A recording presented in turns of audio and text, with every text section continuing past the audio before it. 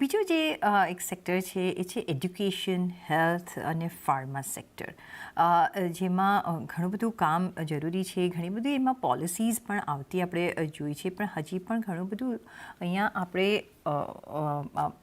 એટલું બધું ઇમ્પ્રુવમેન્ટ નથી જોઈ. ઓલ્ધો હવે અત્યારના રિસન્ટલી આપણે જોઈ રહ્યા છીએ કે healthcare sector is coming up, પણ હજુ પણ ઘણું બધું કામ બાકી છે. કઈ રીતના તમે જોશો અહીંયા, તમને આ સ્પેસ કઈ રીતના ગમે છે? કારણ કે હવે અહીંયા પણ આપણે ઘણી બધી વસ્તુમાં રોબોટિક સર્જરીઝ જોઈ રહ્યા છીએ, એક હબ બનાવવાની કોશિશ કર્યું છે. તો from that point of view અને એજ્યુકેશન, કારણ કે જ્યારે આપણે ગ્રોથ ઓફ ધ કન્ટ્રી જોઈ રહ્યા છીએ તો આ બધા બેઝિક પિલર્સ હોતા હોય છે.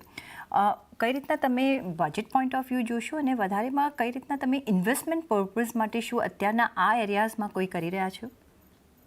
સી આઈ થિંક અગર એજ્યુકેશનની વાત કરીએ તો of course there are very limited opportunities જેમાં તમે પબ્લિક માર્કેટથી પ્રોબેબલી ઇન્વેસ્ટ કરી શકશો. બટ એક ખાસ તરીકે જેમ તમે કહ્યું કે એનું importance we can not underestimate at all, because education along with skill development આ એક બેઝિસ રહેશે કે આપણે આખા ડેમોગ્રાફીને કઈ રીતે હાર્નેસ કરી શકીએ. So huge amount of importance આપવું પડશે, not only on education, but એ એજ્યુકેશનને ટ્રાન્સફોર્મ કઈ રીતે તમે સ્કિલ્સમાં કઈ રીતે કન્વર્ટ કરો છો અને એનું એપ્લિકેશન કે use case from an industry perspective કઈ રીતે થઈ શકે છે, either from an entrepreneurship perspective or to join the industry perspective as well. So એ એક એવું મહત્વનું kind of bucket છે જ્યાં આપણે જેટલું પણ અટેન્શન દઈએ, I think it will be much better for us in terms of multiplying effect.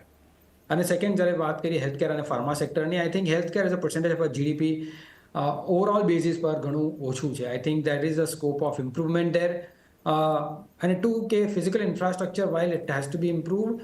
બીજું કે જેમ આઈ થિંક જે નીચલા ટપકા વર્ગમાં આપણે જે સહાયતા આપી છે ઇન્સ્યોરન્સથી, આઈ થિંક એ બહુ સરાહનીય છે. આઈ થિંક એને એક્સપેન્ડ કરવું જોઈએ અને આઈ થિંક એને કન્ટિન્યુડ ઇનફેક્ટ ઇન્ક્રીઝ કરવું જોઈએ લિમિટમાં in terms of the insurance availability, તાકી આઈ થિંક ઘણા લોકોને એનો ફાયદો થઈ શકે છે from an health perspective. So I think lot of scope and lot to do, frankly, in both these two places. Insurance